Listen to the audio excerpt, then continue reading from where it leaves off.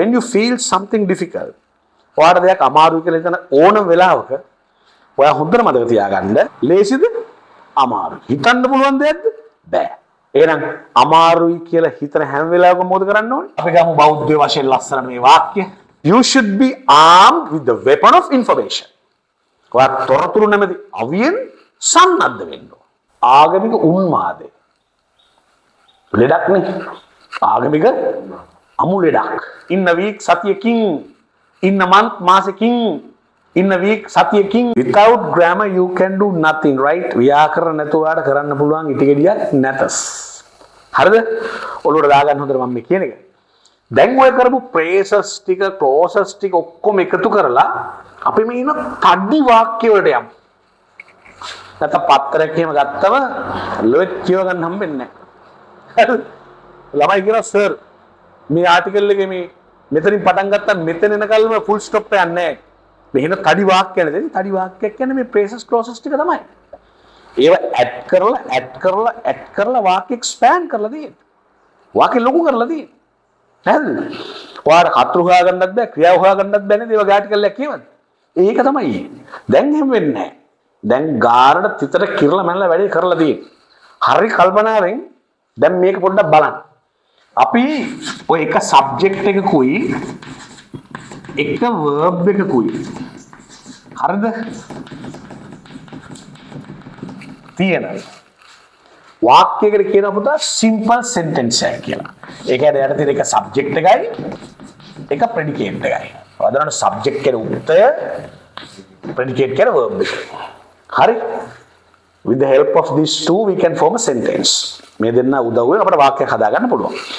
වාක්‍යයක් හදාගත්තම ඒක සරල වාක්‍යයක්. ඒ වාක්‍යය තුළ තියෙන එක කර්තෘ කෙනයි එක ක්‍රියාවයි. එක කර්තෘ කෙනයි එක ක්‍රියාවයි. One subject, one verb. Subject, predicate. That we have studied complex sentences, compound sentences. නේද? Multiple sentences we have studied. අපි වාක්‍ය 3 4 5 එකට එකතු කරලා ලියලා තියෙනවා. දැන් මෙන්න මේ කියන්නේ චූටි සරල එක උත්තරයක් එක ආඛ්‍යානයක් තියෙන වාක්‍යයක් අපි expand කරමු. How to do that? කොහොමද කරන්නේ? හොඳ කල්පනාවෙන් මම මෙන්න මේ කියන එක අහගන්න. හරිද? අපි ඉගෙන ගත්ත adjectives කියලා කොටසක්. අපි ඉගෙන ගත්ත adverbs කියලා කොටසක්. අපි ඉගෙන ගත්ත phrase කියලා කොටසක්. nouns. හරිද? මෙන්න මේවා ඔක්කොම අපි use කරන්නේ වාක්‍යයකට අමුණන්නනේ. adjective එකකින් වාක්‍යයකින් කවුරු හරි ලස්සන කරනවා. phrase එකකින් කරත් ඒක. එක්ක noun එකක් ලස්සන කරා, එක්ක verb එකක් විස්තර කරා, එක්ක වාක්‍යයක කර්තෘ හෝ කර්මයේ ලෙස නැත්නම් noun එක කාර්ය ඉෂ්ට කරන දෙයක් බවට පතුර. ලොකු වාක්‍ය හැදුනා. නිකන් අර කමල් නිමල් ලමල් කියලා තිබ්බ වාක්‍ය උක්තේ ලොකු වුණා. ආඛ්‍යානයේ විශාල වුණා. තද්දි වාක්‍ය හැදුනා. නමුත් අපි ක්‍රමයේ ඉගෙන ගත්තයින් පස්සේ ඒක අමාරුද? නෑ. එහෙනම් මේකත් එහෙම තමයි. අමාරු කියලා හිතන්න එපා. හරිද? When you feel something difficult, ඔයාට දෙයක් අමාරුයි කියලා හිතන ඕනම වෙලාවක ඔයා හොඳට මතක තියාගන්න whenever you feel something difficult. හරිද? In my case, මම නම් I remember the then US President John F. Kennedy's expression. 1960 දශකයේ වගේ. හිටපු ඇමරිකානු ජනාධිපති ජෝන් එෆ් කෙනෙඩි නිතර කියපු දෙයක් තමයි ජනතාව අමතලා මේ 60 දශකේ we are going to do something extraordinary. අපි ටිකක් අමුතු දෙයක් කරන්න යන්නේ මේ දශකේ. මේක අමාරුයි. අපි මේ කරන්න යන දේ ලේසි නෑ. හැබැයි අපි ඒක කරනවා. ඒක අමාරුයි. හැබැයි අපි ඒක කරනවා. කරන්න යන වැඩේ ලේසිද? නෑ. හැබැයි අපි ඒක කරනවා. කවුද කිව්වේ? John F Kennedy. එතකොට ඒක ඇමරිකාව විශ්වාස කරා. හොඳට ගියා. ලේසිද? අමාරුයි. හිතන්න පුළුවන් දෙයක්ද? බෑ. එහෙනම් අමාරුයි කියලා හිතන හැම වෙලාවකම මොකද කරන්න ඕනේ? ඔව් මේක අමාරුයි. හැබැයි අපි මේක කරනවා.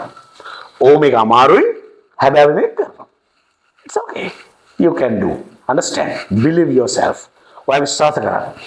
මේවා දාලා අපි වාක්‍යයක් හදමු. එක උත්තරයි එක ආඛ්‍යානයයි. අපි ගමු බෞද්ධ වශයෙන් ලස්සන මේ වාක්‍ය. හරිද? Buddhism exists. One subject, one word. කාටවත් අය මුකුත් කියන්න බෑ. සරල වාක්‍යයක් තියෙනවා. බුදුදහම පවතී. මොකක්ද තේරුම? බුදුදහම yes. ඔය කත්රුයි ඔය ක්‍රියාවයි ඉතුරු වෙන්න දැන් ඔයාට පුළුවන් වෙන්න ඕනේ මේ උගන්නපු උගන්නිල්ල හැටියට කෑලි කෑලි දාලා මේක ලොකු කරන්න, එක්ස්ටෙන්ඩ් කරන්න. try එකක් දෙමු. adjectives දන්නවනේ. අපි ගමු ලස්සන adjective එකක් pure කියලා. now Buddhism exists. හරිද? නිර්මල බුදුදහම පවතී. මොකද්ද අලුතෙන් ඇඩ් කරපු වර්ඩ් එක? yes, pure. adjective එක. දැන් subject එකයි predicate එකයි ඉතුරු වෙලාද? ඔව්. අලුතෙන් එකතුණු කෑල්ල අන්ඩර්ලයින් කරාම අර subject එකයි මේකයි දෙක ඉතුරු වෙලාද? සරල වාක්‍යයට හානියක් වෙලා නැහැ. phrases ඉගෙන ගත්තානේ. දැන් පොඩක් කල්පනා. හැබැයි මේවා details තියෙන්න ඕන. මෙලෝ හතරක් ගැන තොරතුරක් දන්නේ නැහැ, ලෝකේ වෙන දෙයක් දන්නේ නැහැ, ආගමක් දහමක් ගැන දන්නේ නැහැ. හරිද? අරකම කොට ඉන්නවා ඒක දින TikTok විතරයි දන්නේ, වෙනම මෙලෝ හතරක් දන්නේ නැතුව මේ මැච් එක ගහන්න බෑ මචං.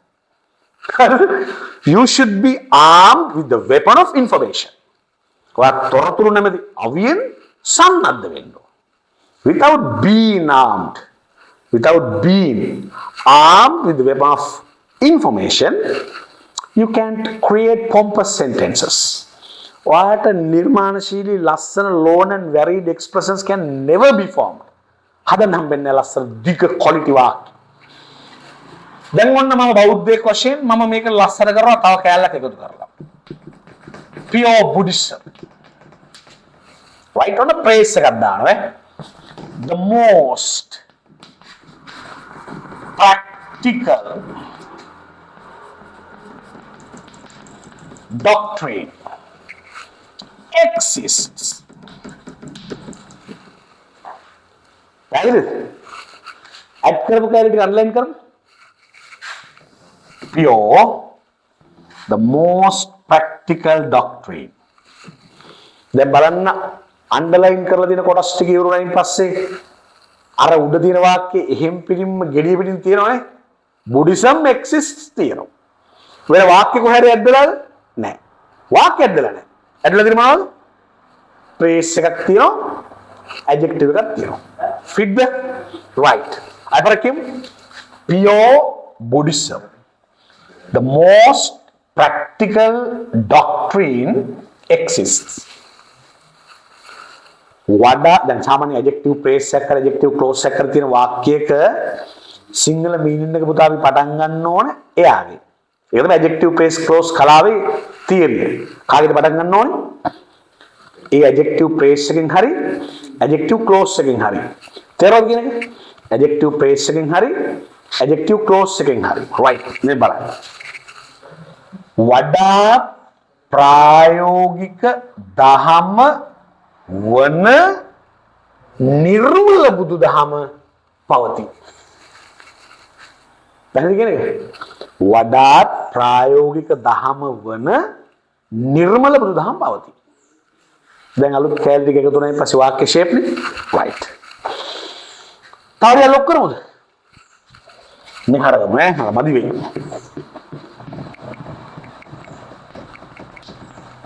Pure Buddhism. Right? The most practical doctrine. Doctrine කියන noun එක. හරිද? Doctrine කියන noun එක තව ටිකක් ලස්සන කරන්න හැබැයි ප්‍රේස් කැලක් දාගත්තොත් හොඳයි කියලා හිතනවා. නේ? ළමයි adjective praise එකක් නේ දැන් මේ noun එක විස්තර කරන්න මෙතනින් මෙහාට දැම්මොතින් praise එකක් ඒ praise එක අනිවාර්යෙන් මොකක් වෙන්න ඕනද? adjective praise එකක් වෙනවා. noun එකක් ලස්සන කරන්න මෙතනින් praise එකක් දාපුවම ඒක මොකක් වෙනවද? adjective praise එකක් වෙනවා. ඔයා දන්නවනේ adjective praise එකක් adjective එකකින්ම පටන් ගන්න පුළුවන්. නේ? adjective praise එකක් adjective එකකින්ම පටන් ගන්න පුළුවන්. උදාහරණයක් වශයෙන් මම දාන ශ්‍රී ලංකා. ලස්සන noun එක. right? මේ බලන්න මම මේ use කර phrase එක. rich in කවුද උදේවාන්ද්‍ර කෝල් ගන්න. rich in natural beauty. කියනවා rich in natural beauty. දැන් මේ ශ්‍රී ලංකා කියන එකට පස්සේ ඊසෑම මොනවද දාලා තියෙනවද? නෑ වාක්‍යයක් නෙමෙයි තියෙන්නේ. මේ noun එක විස්තර කරනවා මෙන්න මේ වචන සමූහයෙන්. එතකොට මේක phrase එක. බලන්න මේ phrase එක පටන් ගන්න තියෙන word එක. That has started with an adjective. ඒක පටන් ගන්න තියෙන adjective එකකින්. නාම විශේෂණය. පැහැදිලි කියන්නේ? එහෙනම් නාම විශේෂණයෙන්ම පටන් අරගෙන නාම විශේෂණ වාක්‍යාංශයක් වෙලා. Sri Lanka, rich in natural beauty, is an island. පැහැදිලිද? සරල වාක්‍ය මොකද්ද? Sri Lanka is an island, right? ශ්‍රී ලංකාව දිවයින. දැන් මොකදලා තියෙන්නේ? ශ්‍රී ලංකා කියන noun එක ටිකක් ලස්සන කරමු කියලා phrase එකක් දානවා. phrases එකකට තියෙන හොඳ නෑ. ඒතර මේ phrase එක පටන් ගන්න තියෙන්නේ adjective එකකින්. adjective එකකින් පටන් අරගෙන adjective phrase එක කාර්යෂ්ඨ කරලා නැද්ද? ඉෂ්ට කරලා තියෙන්නේ. ඔය ලස්සන බලන්න වාක්‍ය. ඉතින් නිකන් බරට ඉගෙන ගන්න ඕනේ. නැත්තම් වැඩක් නැහැ. දැන් මම කියනවා Mr. Supul, right? Clever at English, right? Is a well known businessman. American Mr. Supun. අනද සුපුන විස්තර කරනවා මොන සුපුන්ද? clever at English. ඉංග්‍රීසි වලට දක්ෂ සුපුන්. මෙයාගේ grammar පොඩ්ඩක් අරගෙන dictionary එක කරලා බලුවොත් adjective එක. පැහැදිලි කියන්නේ? ඊළඟ adjective එකකින්ම adjective phrase එක පටන් ගන්න පුළුවන්. ඒ වැඩේ කරමු මෙතෙන්. අපි දාමු මෙහෙම එකක්. free from any form of fanaticism exists. You know what? Pure Buddhism, the most practical doctrine, free from any form of fanaticism, exists. Right? අපි add කරපු කොටස් ටික අන්ලයින් කරගෙන යමු. ඔතන නගල. දැන් බලන්න ඉතුරු වෙන වාක්‍ය ගෙඩිය පිටි. Buddhism exists. කැලිටිගේ සිංහල තේරුම ගත්තොත් කොහමද? මේ fanaticism කියන පුතා ආගමික උන්මාදය. ලෙඩක් නේ. ආගමික අමු ලෙඩක්. මෙතෙන්ද වැටිච්ච එක තමයි අන්තවාදියා වෙන්නේ. මේ උන්මාදය කියන එක ගැහුවොත් ලෙඩක්.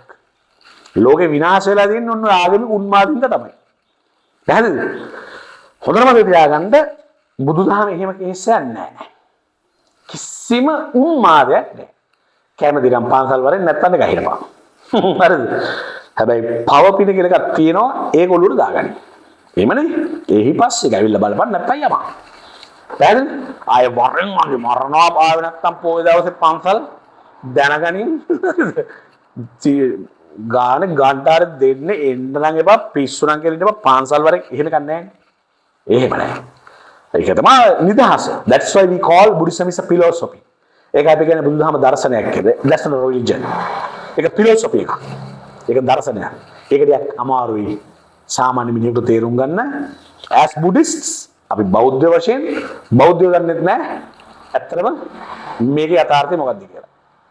ඒ තමයි වෙසක් පොසොන් කාලේම පෑ පෝ පී පෝ පෑ කෝ ගලයන් බයික් කොන එක දැකලා කෙල්ල දෙයක් එහෙම දාගෙන දෙමෝපියෝ ලොරි එක ට්‍රිප් එකක් එහෙම ගියොත් ඒ දෙමෝපියන්ට උතුරු දකුණු නැහැ පොයි දවසේ බුද්ධා ලබන ප්‍රීතියක් නෑ අයරු සෙට් එකක් කරලා පෑ පොන් කීන් ගාගෙන නැද්ද එහෙම නේද ඉතින් ලැජ්ජ හිතනවනේ සීරියස් මේව තමයි හදා ගන්න ඕන දේවල් මම කියන්නේ ඇටිටියුඩ්ස් ඩෙවලොප් වෙන්නේ නැතුව මොනතරම් භෞතික සම්පත් දිනුනත් රටක් ගොඩ නැගෙන්නේ people should make the attitudes not to make mistakes මිනිස්සු තමගේ ආකල්ප හදා ගන්න ඕන වැරදි නොකරන්න right මේ බලන්න කිසිදු ආකාරයක මේ any form of කිසිදු ආකාරයක ආගමික උන්මාදයකින් තොර වූ වඩාත් ප්‍රායෝගික දහම වන නිර්මල බුදුදහම පවතිනවා. ලස්සනයි. ඒක විඳින්න බෑ. අම්මට සිරි පිස්සු ඕනේ කියලා විඳින්න ඕන. දැන් මේ අයිලියන් ඊටමනින්ද මම මේක මකලා තව කැලලක් එකතු කරනවා. ලස්සන ඇඩ්ඩෝබ් එකක් right? Still exists. තවමත් පවතී. කිසිදු ආකාරයක ආගමික උන්මාදකින් තොර වූ වඩාත් ප්‍රායෝගික දහම නිර්මල බුදුදහම තවමත් පවතී. අන්න කැලල. Buddhism exists. Pure Buddhism, the most practical doctrine, free from any form of fanaticism, it still exists. ඉවර කරනවද? තව එකතු කරනවද? එකතු කරගන්න. right එරගෙන. එන full stop එක නෑ. මෙහෙම ගන්න. right? In its pristine gatible eh dewage gatible eka thala enna karmu right pure Buddhism the most practical doctrine free from any form of fanaticism it still exists in its pristine purity it still exists in its pristine purity lasana kiyanna right it still exists in its pristine purity pristine කියන නොකිලිටි you know purity කියන්නේ පවිත්‍රත්වය නොකිලිටි පවිත්‍රත්වය තේරෙනවද කියන එක ඊට පස්සේ pristine purity නොකිලිටි පවිත්‍රත්වයෙන් අදන ඉන් කියන එක ගන්නවනේ තුල ඇතුළට අතර in a week සතියකින් in a month මාසෙකින් in a week සතියකින් in a day දවසකින් in an hour පැයකින්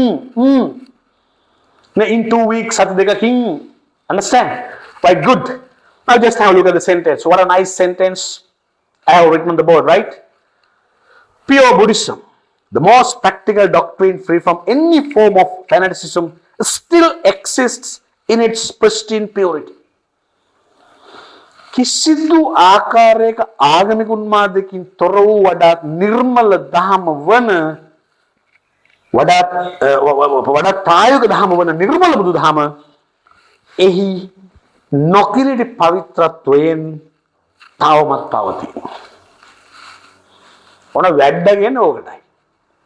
ඔන්න ඔය ලෙවල් එකෙන් තමයි බෙස්ට් එක දෙන්න ඕනි ඉගෙන ගන්න. බෙස්ට් එකට නිකන් කම්මු ගොච්චිකාගු ඉගෙන ගන්න බලන්න ඉන්න එපා ඉතින් මෙහෙම ඔළුව වෙහෙසන්න බැරි නම් මේ වැඩේ කරන්න බෑ. දැන් ඕගොල්ලෝ මෙතෙන්ට ගෙනල්ලා දෙන්නේ. ඕගොල්ලෝ මෙතෙන්ට ගෙනල්ලා දා මේක දෙන්නේ. දවල්ට දැන් මට සිරි වෙනව නේද කියලා හිතෙන්න ඕන. යකෝ මෙහෙමයි වාක්‍ය ලියන්න ඕන. මොනවද මේ ලියන වාක්‍ය නේ? එහෙම ලෙවල් එකකට ඉගෙන ගන්නවා නම් තමයි බෙස්ට් එක වර හරියන්නේ. understand? ඒ සමහන්සියමු